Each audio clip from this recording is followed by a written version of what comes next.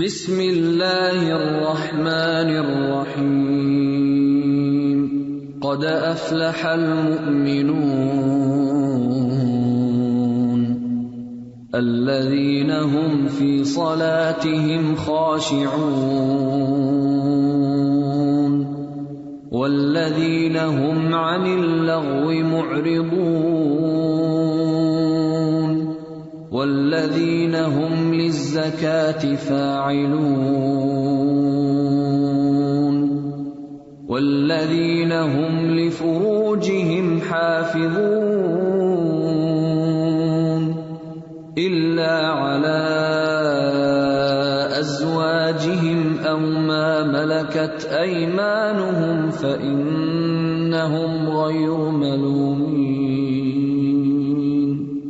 فمن ابتغى وراء ذلك فأولئك هم العادون والذين هم لأماناتهم وعهدهم راعون والذين هم على صلواتهم يحافظون أولئك هم الوارثون الذين يرثون الفردوس هم فيها خالدون وَلَقَدْ خَلَقْنَا الْإِنسَانَ مِنْ سُلَالَةٍ مِّن طِينٍ ثُمَّ جَعَلْنَاهُ نُطْفَةً فِي قَرَارٍ مَّكِينٍ ثُمَّ خَلَقْنَا النُّطْفَةَ عَلَقَةً فَخَلَقْنَا الْعَلَقَةَ مُضْغَةً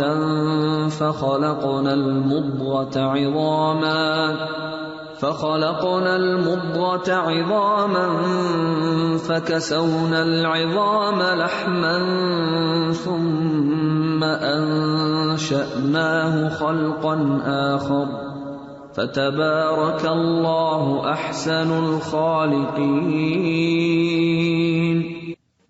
نحمده ونصلي على رسوله الكريم اما بعد فاعوذ بالله من الشيطان الرجيم بسم الله الرحمن الرحيم رب اشرح لي صدري ويسر لي امري واحلل عقدة من لساني يفقهوا قولي۔ آج انشاءاللہ ہم گفتگو کریں گے کامیابی کی راہ کے بارے میں کہ کامیابی کا راستہ کون سا ہے اور حقیقی کامیابی کیا ہے۔ ہر انسان جو دنیا میں آیا ہے وہ کامیاب ہونا چاہتا ہے، دنیاوی اعتبار سے بھی آخرت کے اعتبار سے بھی۔ جو لوگ ایمان رکھتے ہیں ان کے نزدیک کامیابی صرف دنیا کی کامیابی نہیں بلکہ اصل کامیابی وہ ہے جو انہیں ہمیشہ ہمیشہ کے لیے کامیاب کر دے۔ اور اسی کے لیے اللہ سبحانہ وتعالیٰ نے قرآن مجید میں ہم لوگوں کو جو کرائیٹیریا دیا ہے کامیابی کا وہ یہ ہے کہ کل نفس ذائقۃ الموت وانما توفون اجورکم یوم القیامۃ فمن زحزح عن النار وادخل الجنۃ فقد فاز وما الحیاۃ الدنیا الا متاع الغرور۔ ہر جان موت کو چکھنے والی، موت ایک لازمی چیز ہے، اور تمہیں تمہارے اجر قیامت کے دن پورے پورے دیے جائیں گے، یعنی دنیا میں تم جو بھی کوشش اور محنت کرو گے اس کا بدلہ آخرت میں پاؤ گے۔ پھر جو شخص آگ سے دور کر دیا گیا اور جنت میں داخل کر دیا گیا تو یقیناً وہ کامیاب ہو گیا، اور دنیا کی زندگی تو دھوکے کے سامان کے سوا کچھ بھی نہیں۔ لیکن انسان عام طور پر یہ دھوکہ کھا جاتا ہے، وہ یہاں کے چھوٹے چھوٹے نقصان اور چھوٹی چھوٹی تکلیف اور چھوٹی چھوٹی مشکل کو بہت بڑی چیز سمجھتا ہے، جبکہ دنیا میں جتنی بھی مشکلات انسان کو پیش آتی ہیں وہ کبھی ہمیشہ نہیں رہتی، ختم ہو جاتی۔ ایک دن آتا ہے کہ تکلیف چلی جاتی، کوئی بیماری ہو، کوئی مالی نقصان ہو، کوئی جانی نقصان ہو، کچھ بھی ہمیشہ کا نہیں۔ لیکن آخرت ایک ایسی جگہ ہے کہ وہاں کی کامیابی بھی ہمیشہ کی اور وہاں کا نقصان بھی ہمیشہ کا، وہاں کی تکلیف بھی بہت بڑی اور وہاں کی خوشی بھی بہت بڑی۔ تو عقل مند وہ ہے کہ جو اس بڑے دن میں کامیاب ہو جائے. قرآن مجید میں سورۃ الانعام میں اللہ تعالیٰ فرماتے ہیں مَن یُصْرَفْ عَنْهُ یَوْمَئِذٍ فَقَدْ رَحِمَهُ وَذَلِكَ الْفَوْزُ الْمُبِینُ. جس شخص سے اس دن وہ عذاب ہٹا لیا جائے گا تو یقیناً اس نے اس پر رحم کر دیا اور یہی کھلی کامیابی ہے. رسول اللہ صلی اللہ علیہ وسلم نے فرمایا تم سب جانتے ہو کہ ہمیں اللہ کی طرف لوٹنا ہے. ہم سب کو یہ بات پتا ہے نا کہ اللہ کی طرف واپس جانا ہے. دنیا میں کوئی شخص کہاں بھی پہنچ جائے, کہیں بھی کتنے بھی بڑے مقام پر پہنچ جائے, لیکن کیا ہوگا, ایک دن اس دنیا کو چھوڑ کر ہی جانا ہے. تو آپ نے فرمایا تم جانتے ہو کہ ہمیں اللہ کی طرف لوٹنا ہے, پھر جنت کی طرف یا جہنم کی طرف جانا ہے.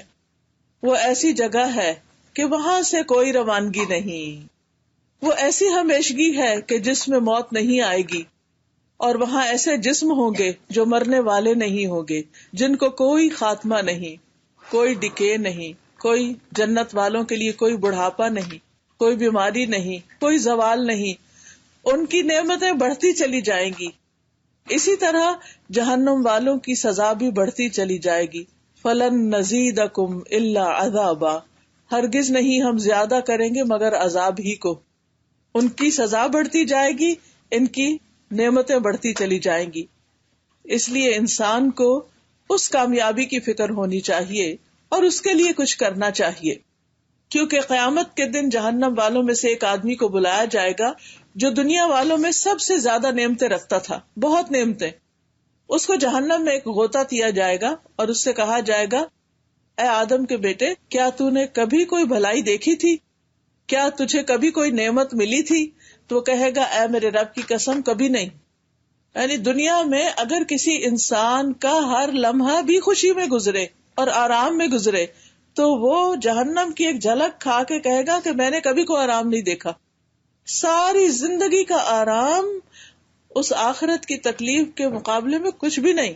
اس لیے انسان کو ہمیشہ اس کامیابی کی فکر کرنی چاہیے جو پائیدار ہے. تو اصل کامیابی کیا ہوئی؟ جنت کا مل جانا. اصل کامیابی کیا ہے؟ جنت کو حاصل کر لینا. قرآن مجید میں آتا ہے لا یستوی اصحاب النار و اصحاب الجنہ اصحاب الجنت هم الفائزون. آگ والے اور جنت والے برابر نہیں ہیں. جو جنت والے ہیں وہی اصل کامیاب ہیں. اصل کامیابی ان کی ہے.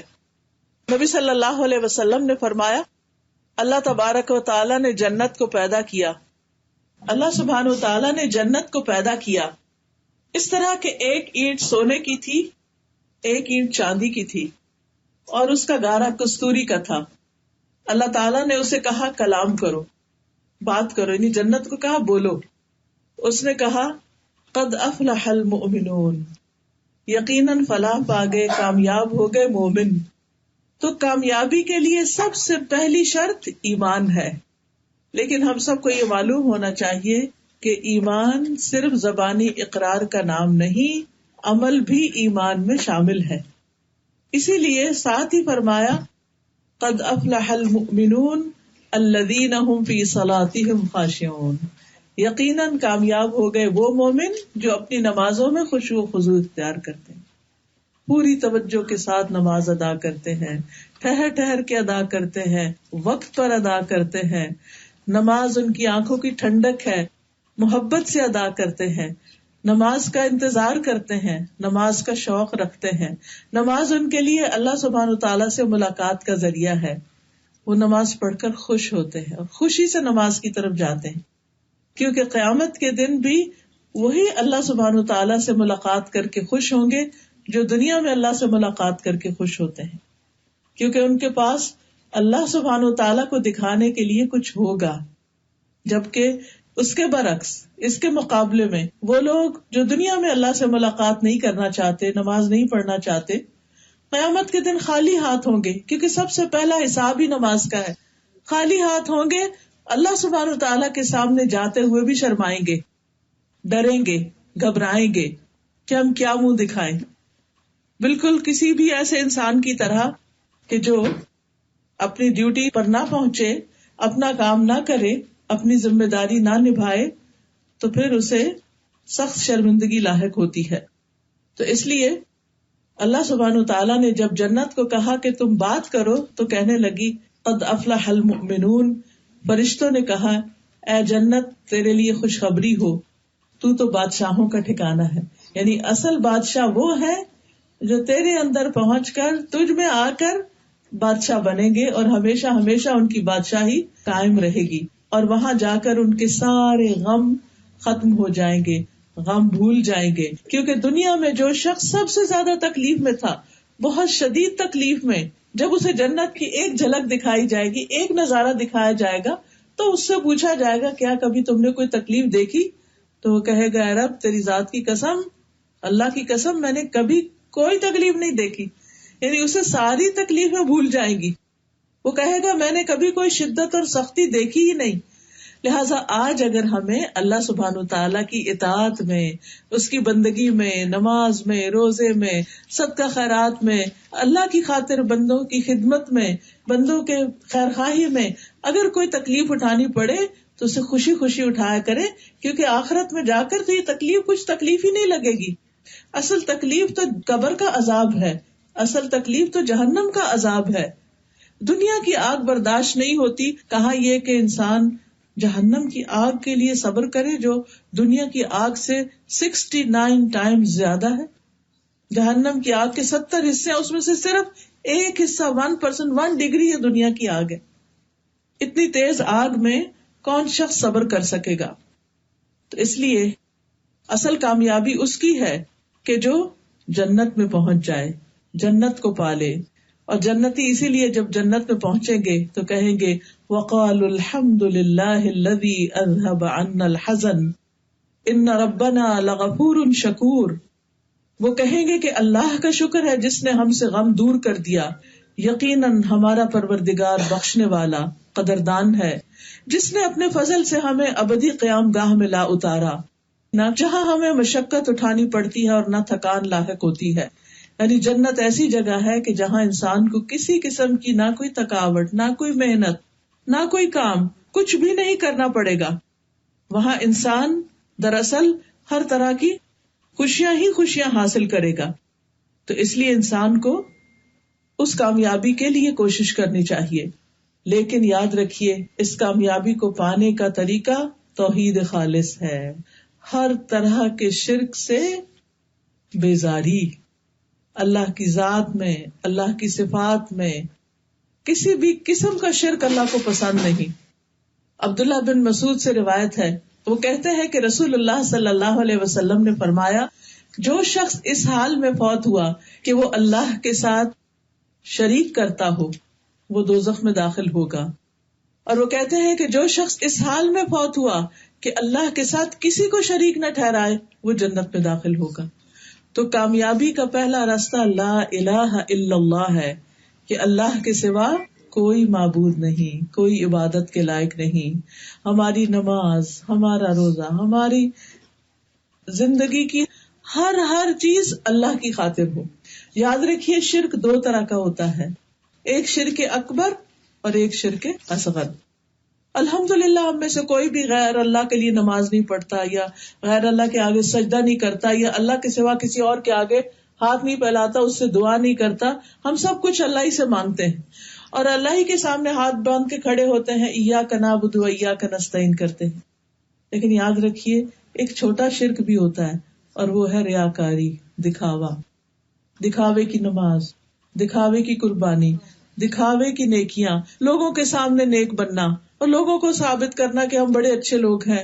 نہیں، نیکی کا ہر کام صرف اللہ کے لیے ہونا چاہیے.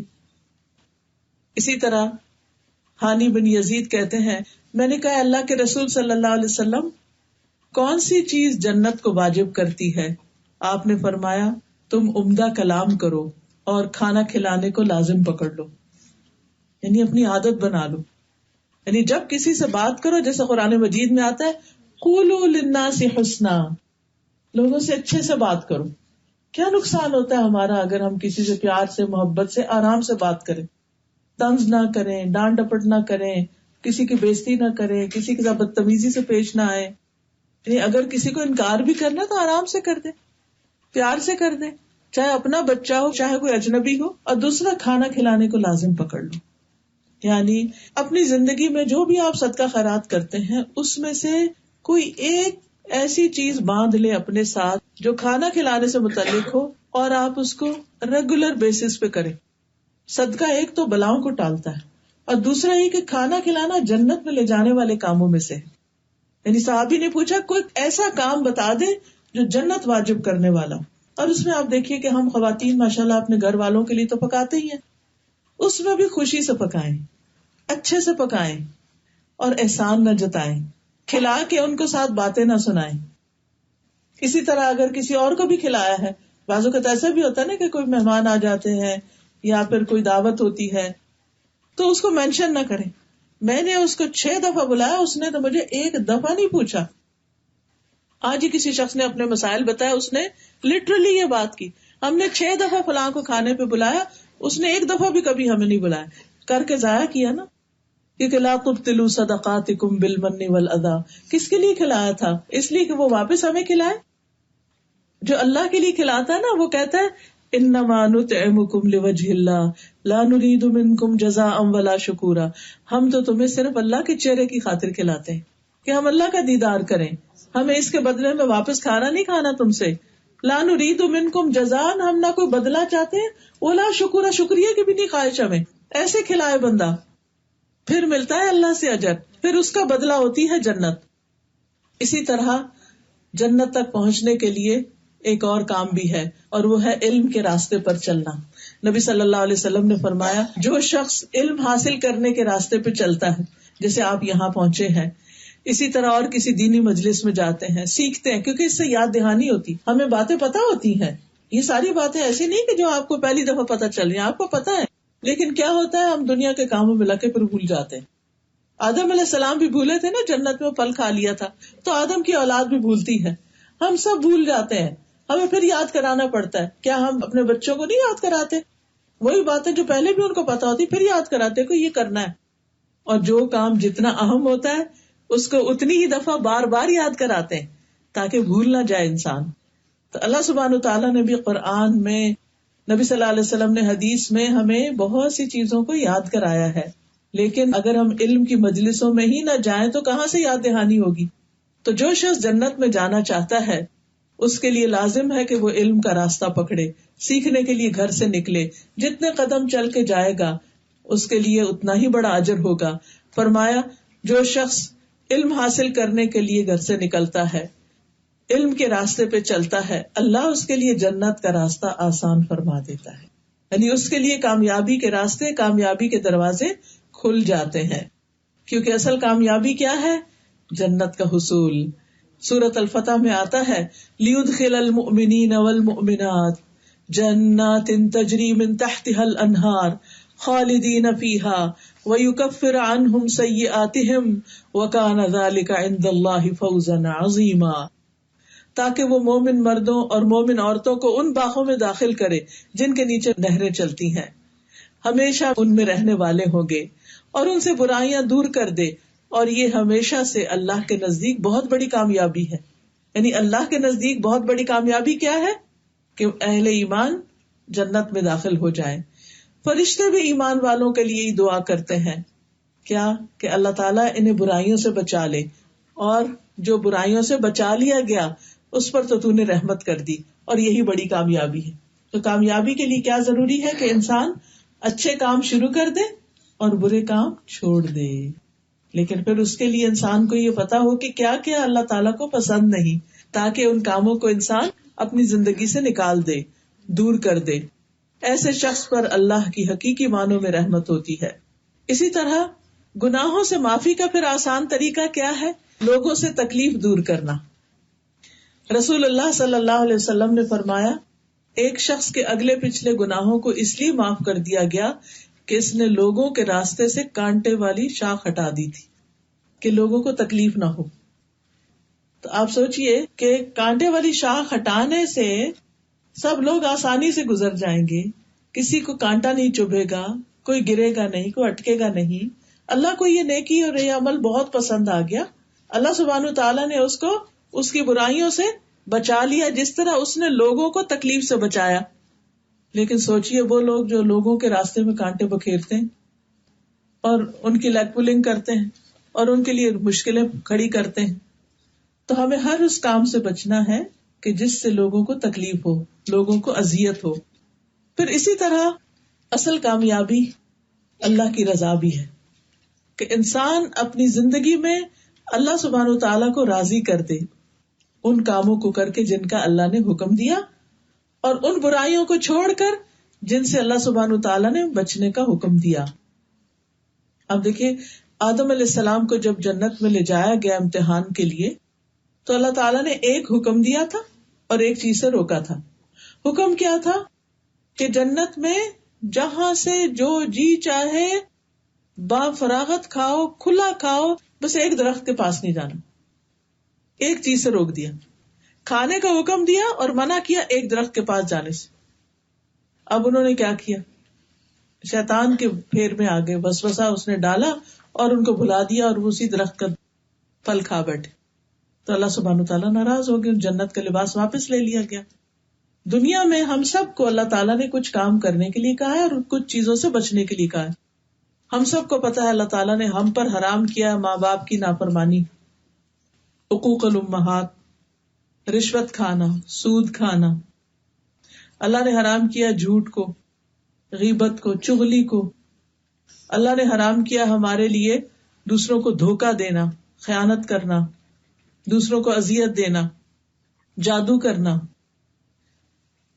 پھر اسی طرح کسی پر ناروا تہمت لگانا، یعنی پاک دامن عورت پر تہمت لگانا. اسی طرح کبیرہ گناہوں کی اور بھی ایک لمبی لسٹ ہے. تو ہمیں ان سب چیزوں کا پتہ ہونا چاہیے کہ کن کن چیزوں سے اللہ سبحانہ وتعالیٰ نے ہمیں منع کیا ہے تاکہ ہم ان چیزوں کے پاس بھی نہ جائیں. مثلاً اللہ سبحانہ وتعالیٰ نے زنا کو حرام قرار دیا. قرآن مجید میں آتا ہے لا تقربوا الزنا، زنا کے قریب بھی نہ پھٹکو. کوئی ایسا کام بھی نہ کرو، کسی ایسے رستے پر بھی نہ چلو کہ جو تمہیں ادھر لے جاتا ہو. وہ کرنا تو دور کی بات، اس کے پاس بھی نہ جاؤ. اسی طرح شراب کو حرام قرار دیا اور بے حیائی کو حرام قرار دیا. تو ان کاموں سے رکنا، ان چیزوں سے بچنا نہایت ضروری ہے تاکہ اللہ راضی ہو جائے. کیونکہ جب بندہ اللہ کو راضی کرتا ہے نا تو اللہ سبحانہ و تعالیٰ اس کی طرف متوجہ ہوتا ہے. جب بندہ اللہ کو ناراض کرتا ہے اللہ تعالیٰ اس سے منہ پھیر لیتا ہے، اللہ تعالیٰ ناراض ہو جاتا ہے. اسی طرح سوچ سمجھ کے بولنا یہ بھی بڑا ضروری ہے اللہ تعالیٰ کو راضی کرنے کے لیے. حدیث میں آتا ہے کوئی شخص اللہ کو راضی کرنے والی ایک بات کرتا ہے اور وہ نہیں سمجھتا کہ اس کا اثر وہاں تک ہوگا جہاں تک وہ ہو جاتا ہے. اس کی وجہ سے اللہ عز و جل اس کے لیے قیامت تک اپنی خوشنودی لکھ دیتا ہے کہ میں اس بندے سے راضی ہو گیا. اور ایک آدمی اللہ کی ناراضی والی ایسی بات کرتا ہے اور وہ نہیں سمجھتا کہ اس کا اثر وہاں تک ہوگا جہاں تک ہو جاتا ہے. اس کی وجہ سے اللہ تعالیٰ اس کے لیے اپنی ناراضگی اس دن تک کے لیے لکھ دیتا ہے جس دن اس سے ملاقات ہوگی. یعنی قیامت تک اللہ تعالیٰ اس بندے سے ناراض رہے گا. تو علقمہ کہتے ہیں اس لیے دیکھ لیا کرو کہ تم کیا کہہ رہے ہو. استغفر اللہ، ہم کتنی دفعہ بے سوچے سمجھے منہ سے باتیں نکال دیتے ہیں. کوئی ہمیں ٹوکے تو ہم کہتے اوہ بس ایسے ہی میرے منہ سے نکل گیا، I didn't mean it. But اللہ سبحانہ تعالیٰ ہم سب کو معاف کر دے. پتہ نہیں کیسی کیسی ہم باتیں کر چکے ہوں. ابھی دنیا میں وقت ہے کہ ہم اللہ سے معافی مانگ لیں اور سچے دل سے معافی مانگ لیں. اور اللہ سے توبہ کرنے اور معافی مانگنے کا طریقہ یہی ہے کہ ہم اپنی غلطیوں کا اعتراف کر لیں کہ واقعی ہم نے غلطی کی. ورنہ عام طور پر تو یہ ہوتا ہے جب کوئی ہمیں ہماری غلطی بتائے تو ہم اپنے آپ کو ڈیفینڈ کرنا شروع کر دیتے ہیں اور دوسرے سے جو ہمیں نصیحت کرے اس سے نفرت کرنے لگتے ہیں. پھر اسی طرح اصل کامیابی اس کی ہے جو موت کے وقت خوشخبری سنے. یا ایتھا النفس المطمئنہ ارجعی الی ربک راضیۃ مرضیہ، اے نفس مطمئنہ اپنے پروردگار کی طرف لوٹ چلو، تو اس سے راضی وہ تجھ سے راضی. یہ خبر جب انسان موت کے وقت سنے گا تو بس وہ ہے اصل میں پار لگ گیا، وہ ہے کامیاب. لیکن اس کے لیے ہمیں ایسے کاموں سے بچنا جو ضمیر پہ بوجھ بن جائیں. دلوں میں گرج نہیں رکھنی، نفرتیں نہیں رکھنی، دوسروں کے لیے برا نہیں سوچنا. اگر دل میں کوئی بات آ بھی گئی تو اس کو نکالنے کی کوشش کرنی. اور پھر اللہ کا ذکر کرنا ہے، کیونکہ الا بذکر اللہ تطمئن القلوب، اللہ کے ذکر سے دلوں کو اطمینان نصیب ہوتا ہے. اب جب دلوں کو اطمینان ہوتا ہے تو پھر انسان کی موت جب آئے گی تو اسی حال میں آئے گی کہ اس کو پکارا جائے گا اے نفس مطمئنہ. ہم سب کو اپنے آپ سے پوچھنا چاہیے کیا ہم نفس مطمئنہ ہیں یا ہم اللہ سے بھی ناراض ہیں اور بندوں سے بھی ناراض ہیں؟ کیا ہم اتنا ذکر کرتے ہیں کہ ہمارا دل راضی ہے اللہ سے؟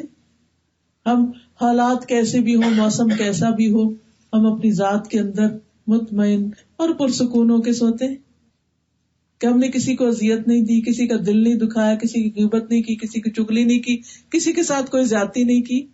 ایسے تھوڑی کہ ہم غلط کام کرتے رہے اور دل بے چین رہے اور موت کے فرشتہ آ کے کہ اے نفس مطمئنہ. ایسے ہوگا؟ ایسے تھوڑی ہوگا. اس کے لیے تو ہمیں دنیا میں اسٹرگل کرنی ہے اپنے نفس کو مطمئن بنانے کے لیے. اس کے لیے پھر وہی بات کہ سب سے پہلے ہر کام اللہ کے لیے، پھر اپنی نمازوں کو اچھے سے ادا کرنا، کیونکہ نماز جو ہے اللہ کا بہت بڑا ذکر ہے. وَلَذِكْرُ اللَّهِ اکبر. قرآن کی صحیح تلاوت، پھر تسبیحات، ذکر، کام کریں، واک کریں، کھانا پکائیں، کلیننگ کریں، بچوں کو اسکول لینے جائیں، ڈرائیونگ کریں، آ رہے ہیں جا رہے ہیں، کچھ کر رہے ہیں، اللہ کا ذکر، کثرت سے اللہ کا ذکر. قرآن مجید میں آتا ہے وَالذَّاكِرِينَ اللَّهَ كَثِيرًا وَالذَّاكِرَاتِ أَعَدَّ اللَّهُ لَهُم مَغْفِرَةً وَأَجْرًا عَظِيمًا. کثرت سے اللہ کا ذکر کرنے والے مرد اور عورتیں، اللہ نے ان کے لیے بخشش اور بہت بڑا اجر تیار کر رکھا ہے. اس لیے اپنے نفس کو نفس مطمئنہ بنانا ہے. یہ اپنے لیے ٹارگٹ سیٹ کر لیں کہ میں نے چین سے بیٹھنا ہی نہیں جب تک میرے اندر چین نہ آ جائے. اور یہ چین لوگوں سے انتقام لے کے اور بری بری باتیں سوچ کے نہیں آتا. یہ چین اس وقت آتا ہے کہ جب انسان اللہ کے لیے دوسروں کو معاف کر دیتا ہے، کسی سے محبت کرتا ہے تو اللہ کے لیے، کسی کو کچھ دیتا ہے تو اللہ کے لیے، کسی سے کچھ روکتا ہے تو اللہ کے لیے، اور ہر کام اچھے طریقے سے، کوئی دیکھ رہا ہو یا نہ دیکھ رہا ہو، احسان کے درجے میں. کوئی ہم سے اچھا کرے اس سے بھی اچھا، کوئی نہ کرے اس سے بھی اچھا، کیونکہ ہم نے اس کا بدلہ اللہ سے لینا ہے. حدیث میں آتا ہے بندہ مومن جب دنیا سے رخصتی اور سفر آخرت پہ جانے کے قریب ہوتا ہے، نہیں وہ موت کا وقت آ جاتا ہے، تو اس کی طرف آسمان سے روشن چہروں والے فرشتے آتے ہیں، گویا ان کے چہرے سورج کی طرح. ان کے پاس جنت کا کفن اور جنت کی خوشبو ہوتی ہے. تا حد نگاہ بیٹھ جاتے ہیں.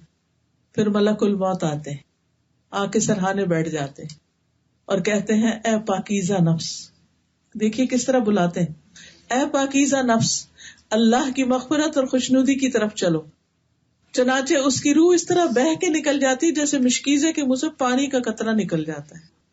ملک الموت اسے پکڑ لیتے ہیں اور دوسرے فرشتے پلک جھپکنے سے پہلے اس کی روح کو ملک الموت کے ہاتھ سے لے کر جو کفن جنت سے لائے ہوتے ہیں خوشبو والا، اس میں لپیٹ کر اس کو لے جاتے ہیں. اور اس کے جسم سے ایسی خوشبو آتی ہے جیسے مسک کا ایک خوشگوار جھونکا جو زمین پہ محسوس ہو سکے. پھر فرشتے اس کی روح لے کر اوپر چڑھ جاتے ہیں. آپ نے دیکھا ہوگا کہ بعض لوگ جب فوت ہوتے ہیں نا تو ایسی خوشبو سی پھیل جاتی ہے، لیکن یہ کس کو نصیب ہوتی ہے؟ پاکیزہ نفس. اللہ کی عبادت جب انسان کرتا ہے تو گناہوں کا بوجھ ہٹتا ہے، پاکیزگی حاصل ہوتی ہے. جب اللہ کا ذکر کرتا ہے، وضو کرتا ہے، طہارت کا اہتمام کرتا ہے، پاکیزگی کا خیال کرتا ہے، تو یہ سب کچھ نصیب ہوتا ہے. پھر اسی طرح کامیابی کیا ہے؟ اللہ کی رحمت کا ملنا.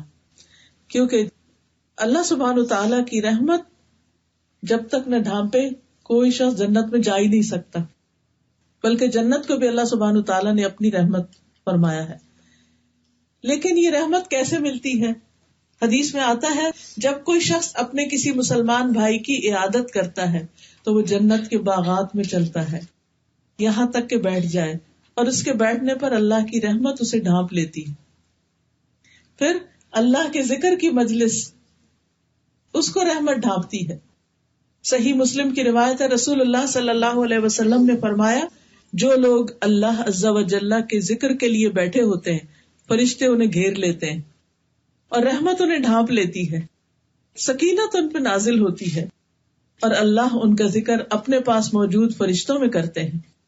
تو یہ محفلیں جس طرح کی محفل میں آپ بیٹھے ہوئے ہیں جس میں اللہ اور اس کے رسول کی باتیں ہو رہی، اللہ کی محبت کی بات ہوتی، جن میں بیٹھ کے انسان کا ایمان تازہ ہوتا ہے. ایسی مجلسوں میں حاضر ہوں تو اللہ کی رحمتیں نازل ہوتی ہیں. پھر انسان دعائیں مانگتا ہے تو اللہ تعالیٰ قبول فرماتے ہیں. پھر اسی طرح کامیابی قیامت کے دن نور کا ملنا ہے، اندھیروں سے نکلنا ہے. سورۃ الحدید میں آتا ہے، آپ اس دن دیکھیں گے مومن مردوں اور مومن عورتوں کا نور ان کے سامنے اور دائیں جانب دوڑ رہا ہوگا، روشنیوں میں ہوں گے. کہا جائے گا آج تمہیں ایسے باغوں کی خوشخبری ہے جن کے نیچے نہریں بہتی ہیں، تم اس میں ہمیشہ رہو گے، یہی بڑی کامیابی ہے. اب آپ دیکھیے کہ یہ نور مومنوں کے لیے، منافقوں سے یہ نور بجھا دیا جائے گا. نور پانے کا آسان طریقہ کیا ہے؟ نماز کی حفاظت. نماز کی حفاظت. عبداللہ ابن عمر سے مروی ہے کہ ایک دن نبی صلی اللہ علیہ وسلم نے نماز کا ذکر کرتے ہوئے فرمایا، جو شخص اس کی پابندی کرے گا یہ اس کے لیے قیامت کے دن روشنی، دلیل اور نجات کا سبب بنے گی. جو شخص نماز کی پابندی نہیں کرے گا وہ اس کے لیے روشنی، دلیل اور نجات کا سبب نہیں بنے گی. وہ قیامت کے دن قارون، فرعون، حامان اور ابی ابن خلف کے ساتھ ہوگا. پھر اسی طرح قرآن کی تلاوت نور حاصل کرنے کا بہترین ذریعہ ہے. یعنی اگر ہم چاہتے ہیں نا قیامت کے دن ہمیں نور ملے تو اس کے لیے کیا کرنا ہوگا؟ قرآن کی تلاوت. اپنے گھروں کو قرآن کی تلاوت سے آباد کیجیے. صبح صبح بلند آواز سے قرآن پڑھا کیجیے. کوئی بات نہیں اگر آپ اٹکتے بھی ہیں تو دوہرا اجر ہے، لیکن اونچی آواز میں قرآن پڑھنا شروع کریں. بچوں کو بھی لے کے بیٹھے، ان سے بھی کہیں. نبی صلی اللہ علیہ وسلم نے فرمایا تلاوت قرآن کو اپنے لیے ضروری سمجھو. یعنی یہ نہیں کہ اچھا کوئی بات نہیں، اچھا پھر کر لیں گے، اچھا مجھے صحیح پڑھنا نہیں آتا، اچھا مجھے شرم آتی ہے، کیا پتا غلطی ہو جائے. نہیں، جو بھی آتا ہے تلاوت قرآن کو اپنے لیے ضروری سمجھو. علیک بتلاوت القرآن، کیونکہ یہ تمہارے لیے زمین پر نور کا سبب ہوگا اور آسمان میں ذخیرہ ہوگا، یعنی تمہارے اعمال بڑھتے جائیں گے. اسی طرح صبر روشنی ہے. والصدقۃ نور، صدقہ نور ہے، یعنی صدقہ بھی قیامت کے دن انسان کے لیے نور کا ذریعہ بنے گا. پھر کامیابی یہ ہے کہ قیامت کے دن انسان کے پلڑے بھاری ہوں. میزان میں جب اعمال تولے جائے، فمن ثقلت موازینہ فاولئک هم المفلحون، جن کا نامہ اعمال وزنی ہوگا نیکیوں والا وہی کامیاب ہونے والے ہیں. لیکن یہ اعمال نامے کیسے بھاری ہوتے ہیں؟ سب سے زیادہ بھاری ہوتا ہے لا الہ الا اللہ سے، اور پھر اچھے اخلاق سے. اچھا اخلاق میزان میں بہت بھاری نیکی ہے. اور اس کے ساتھ ساتھ خاموشی، فضول باتوں سے بچنا. اور یاد رکھیے دنیا میں ملنے والی کامیابی وقتی کامیابی ہے، اصل کامیابی نہیں. اور دنیا کا ملنا اللہ کی محبت کی علامت نہیں، کیونکہ بعض لوگوں کو یہ غلط فہمی ہوتی ہے کہ ہم دنیا میں بڑے سکسیسفل ہیں، شاید اللہ ہم سے محبت کرتا ہے اس لیے اس نے سب کچھ ہمیں دے رکھا ہے. اللہ تعالیٰ فرماتے ہیں کہ یہ دھوکے کا سامان ہے. اعلموا انما الحیات الدنیا لعب ولہو وزینۃ وتفاخر بینکم وتکاثر فی الاموال والاولاد.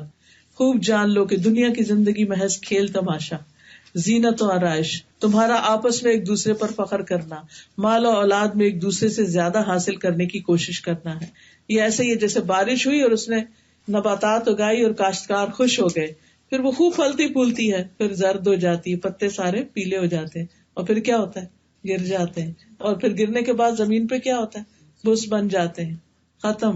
دنیا کی زندگی یہ ہے، اس کی رونق یہ ہے. جب یہ جوبن پہ پہنچتی ہے، آپ دیکھو گے پتوں کا جب رنگ بہت حسین ہوتا ہے تو اس کے بعد کیا ہوتا ہے؟ سبھی گر جاتے ہیں. اسی طرح انسان جب جو ہی اپنی زندگی کی پیک پہ پہنچتا ہے، بہت کچھ حاصل کر لیتا ہے، تو جانے کا وقت آ جاتا ہے. اچھا گھر مل گیا، اچھا فرنیچر، اچھا سب کچھ، اور اب خود جانے کی تیاری ہے. بیماریاں ہیں، کچھ بھی انجوائے کر نہیں پاتا. تو اس لیے دنیا کی زندگی تو دھوکے کا سامان ہے. یہاں کی کامیابی اور بڑے گھروں کو کامیابی نہ سمجھو. اصل کامیابی جنت کا ملنا ہے.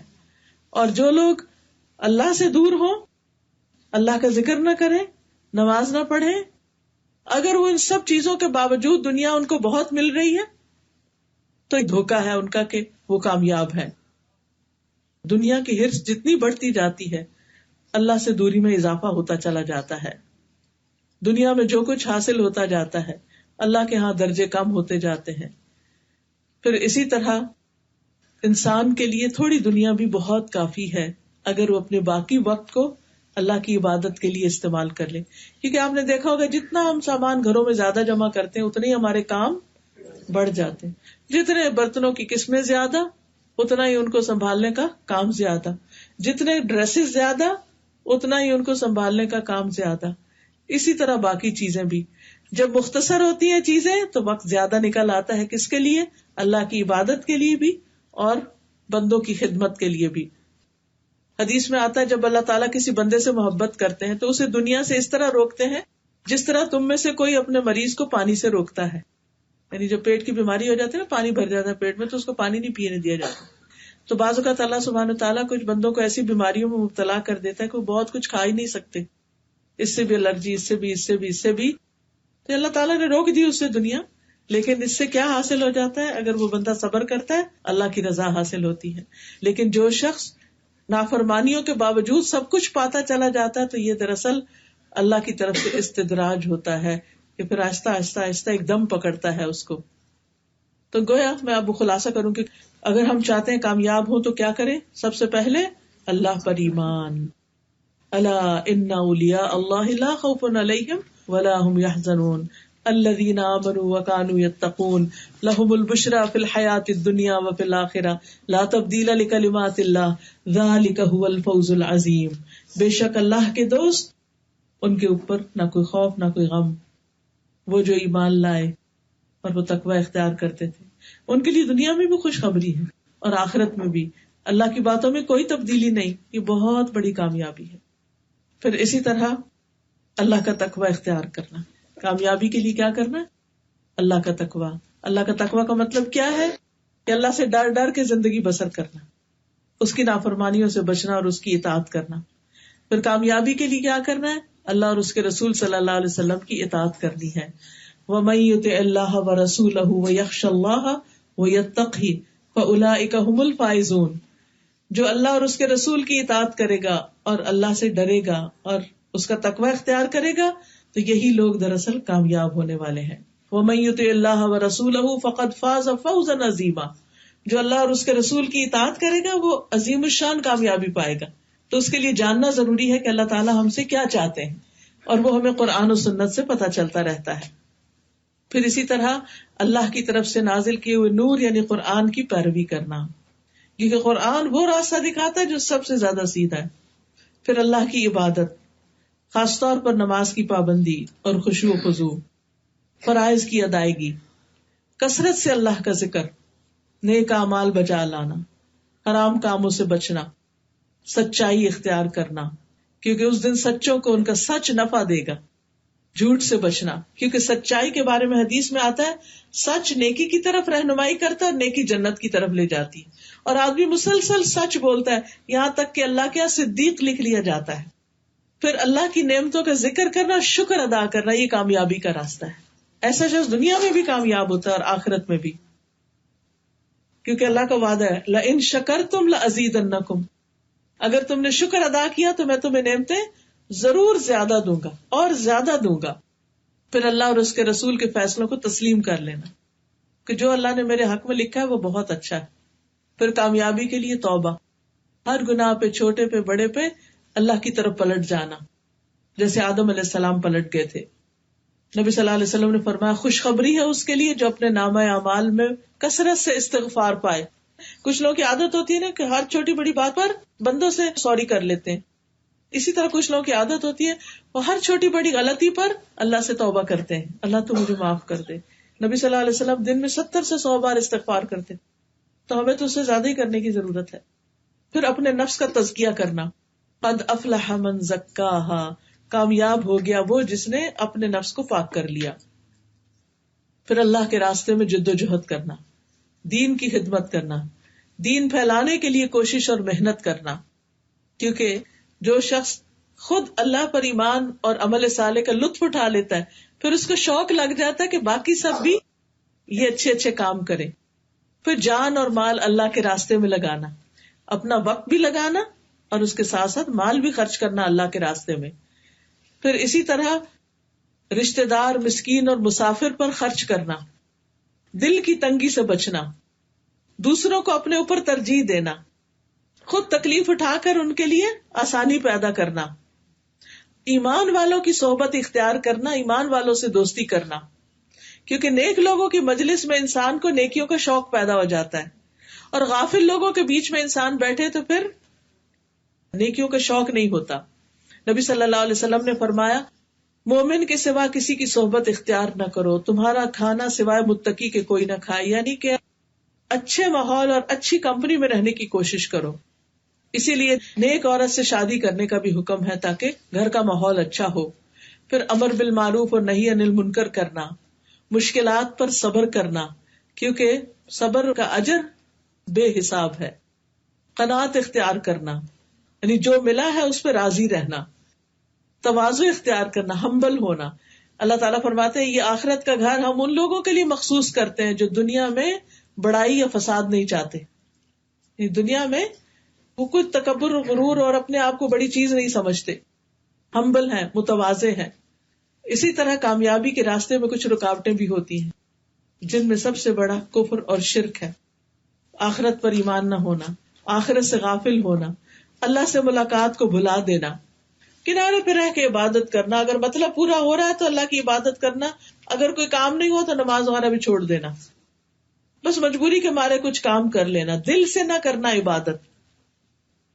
پھر اللہ اور اس کے رسول کی نافرمانی کرنا، اللہ کے راستے سے روکنا. کوئی نیکی کا کام کر رہا ہے تو اس کے راہ میں روڑے اٹکانا، شیطان سے دوستی کرنا، حلال و حرام میں خود سے باتیں گڑ لینا، دوسروں پہ ظلم کرنا، تکبر کرنا، ریاکاری اور دکھاوا کرنا. تو اللہ تعالیٰ سے دعا ہے کہ اللہ تعالیٰ ہمیں ان ساری چیزوں سے محفوظ رکھے. وآخر دعوانا ان الحمد للہ رب العالمین. مختصر ہی دعا کر لیتے ہیں تاکہ اللہ تعالیٰ ہم سب کو اس پر عمل کی توفیق عطا فرمائے.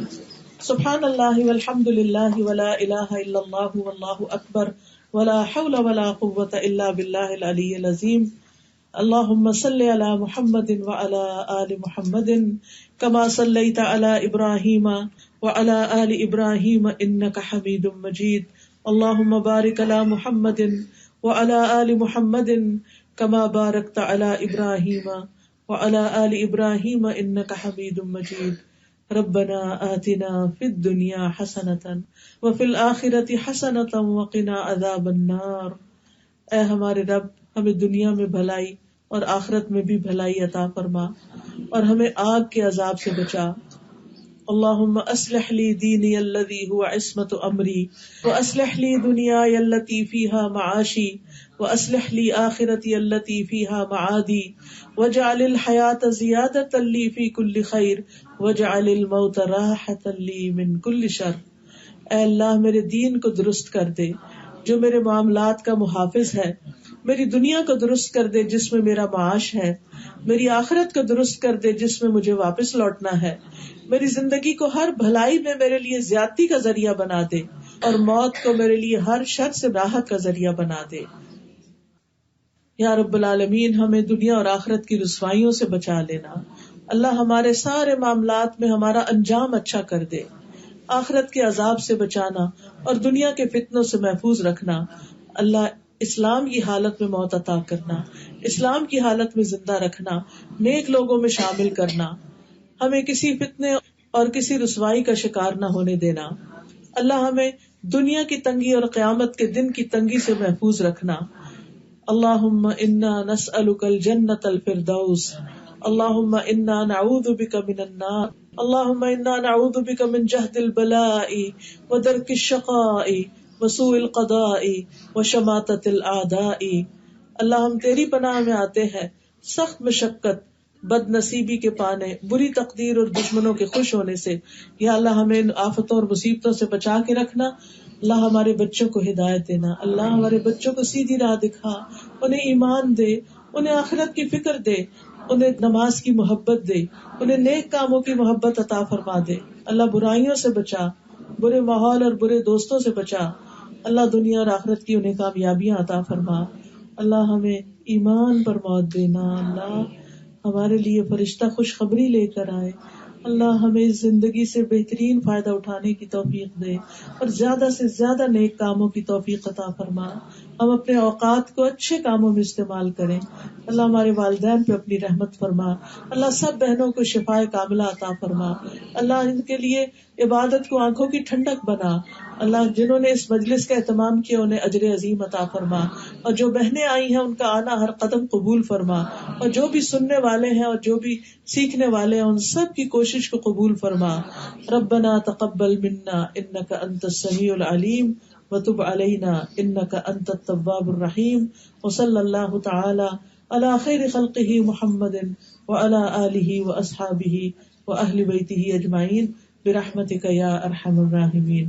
الہی آمین. سبحانك اللهم وبحمدك اشهد ان لا اله الا انت استغفرك واتوب اليك. السلام علیکم ورحمۃ اللہ وبرکاتہ.